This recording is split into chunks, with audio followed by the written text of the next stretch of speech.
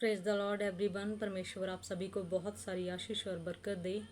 तो बात करते हैं इन दिनों के एक बड़े वाद विवाद की, जो अपोस्टल सुखपाल राणा मिनिस्ट्री और एक महाअभिषेक मिनिस्ट्री की ओर से एक बड़ा वाद विवाद चल रहा है। मैं उसे बड़ा इसीलिए बोल रही हूँ क्योंकि हमारे क्रिश्चियन लोग ही हैं उसे बड़ा बनाने वाले। जो समझ सकता है वो मेरी बात को समझ रहा होगा कि हमारे क्रिश्चियन लोगों ने ही इस बात को एक बड़ा वाद विवाद बना दिया है। और सचमुच अगर उस बात को लेकर हम वचन में जाएं तो परमेश्वर का वचन हमें चीख चीख कर बताता है कि एक दूसरे से प्रेम करो। सचमुच तुम अपने दुश्मन से भी प्रेम करो, अपने इर्द गिर्द जितने लोगों को तुम देखो उनसे प्रेम करो, जो तुम्हें श्राप दें उनसे भी प्रेम करो और उनको आशीष दो। तो क्या ये लोग सचमुच परमेश्वर के वचन को फॉलो कर रहे हैं? मैं किसी एक मिनिस्ट्री के लिए नहीं बोल रही, मैं दोनों मिनिस्ट्री के लोगों के लिए बोल रही हूँ। क्या ये परमेश्वर के लोग हैं जो परमेश्वर के वचन को फॉलो कर रहे हैं? अगर बात प्रेम की है तो इनके अंदर प्रेम कहाँ नजर आ रहा है? मुझे तो कहीं आ नहीं रहा। अगर किसी को भी आ रहा है तो वो मुझे बता सकता है। परमेश्वर का वचन कहता है कि तुम उस पित्तल के बर्तन के समान हो जो बाहर से शन शन करता है और शन शन करता रहता है। परमेश्वर ने वहां पर प्रेम की बात की है। जिसके अंदर प्रेम नहीं है वो बहुत बोलते हैं, वो झगड़ा करते हैं, वाद विवाद करते हैं।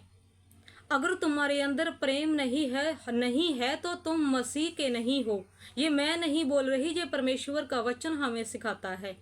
और अगर हर देखने वाला और आपकी बातचीत को, आपके वाद विवाद को सुनने वाला इस बात पर गौर करे तो उसके मन में सिर्फ एक ही सवाल आएगा कि अगर प्रेम आपके अंदर नहीं है, मसीह का वचन आपके अंदर नहीं है और आप मसीह के नहीं हो तो आप किसके हो? मुझे माफ करना, मुझे ये कहना नहीं चाहिए, लेकिन आपकी बातचीत जो लंबे समय से चल रही है, काफी दिनों से सोशल मीडिया पर यही देखने को मिल रहा है, उसने मजबूर किया है ये सब सोचने के लिए और बोलने के। क्या कर रहे हो आप लोग? एक दूसरे को नीचा दिखाने में लगे हो। परमेश्वर के वचन को देखो कि जो नम्र है, जो दीन है, जो अपने आप को नीचा खुद करता है, परमेश्वर ने उसे ऊंचा किया है।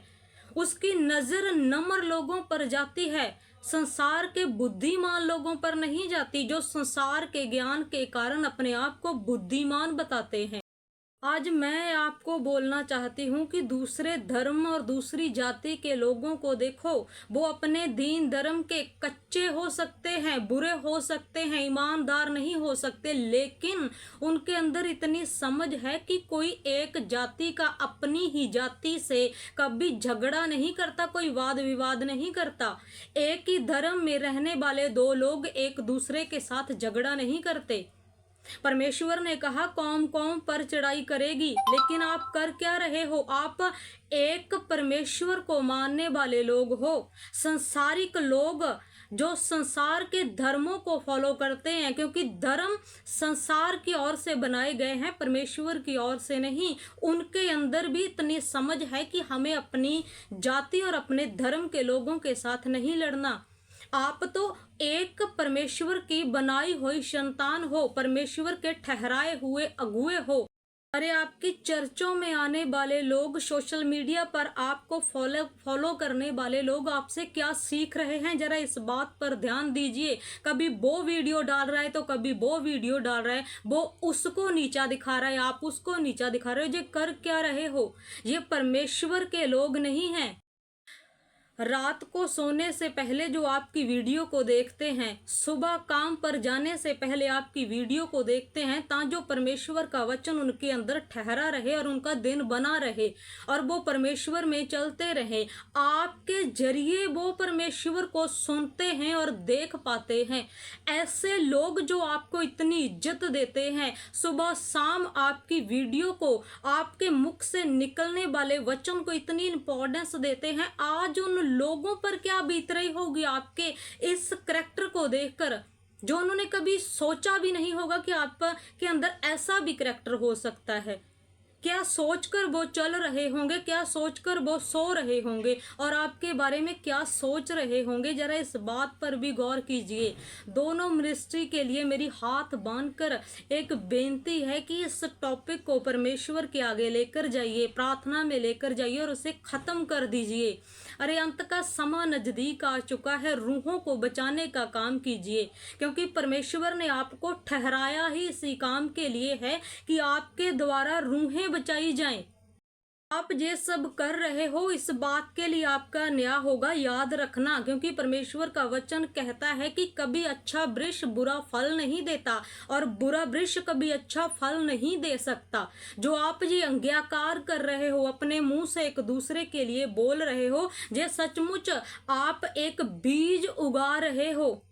आप एक ये मसला तो खत्म हो जाएगा जो आपने चला रखा है, लेकिन आपके अंग्याकार से, आपके मुख से जो बातें बाहर निकली हैं, जो बीज आपने बो दिया है, ये एक दिन फलवंत होगा, ये फल लेकर आएगा और उसका फल आप ही को खाना पड़ेगा। आज आप देखो कि आप कैसा बीज अपने मुख से लगा रहे हो। अगर आप एक दूसरे के लिए कड़वा बोल रहे हो, बुरा बोल रहे हो और एक कड़वा बीज आपने उगाया है, तो वो कभी भी आपको मीठा फल नहीं देगा, उसका कड़वा फल भी आप ही को खाना पड़ेगा। आप तो भूल जाओगे कि नहीं, मैंने ऐसा कभी किया था, जैसा मेरे मुख से कभी निकला था, लेकिन वो फलवंत होगा और आपको खाना ही पड़ेगा। इसीलिए याद रखें कि आपकी पाई पाई का परमेश्वर न्याय करेगा और उसके बाद आपकी कलीसिया का न्याय होगा। उन हजारों रूहों को देखो जो आपकी चर्चों में आती हैं, ऑनलाइन आपको फॉलो करती हैं, उनके लिए इस झगड़े को, इस वाद विवाद को खत्म कीजिए और रूहों को बचाइए, क्योंकि सचमुच परमेश्वर के वचन के अकॉर्डिंग वो अंत का समय है जो नजदीक आ चुका है।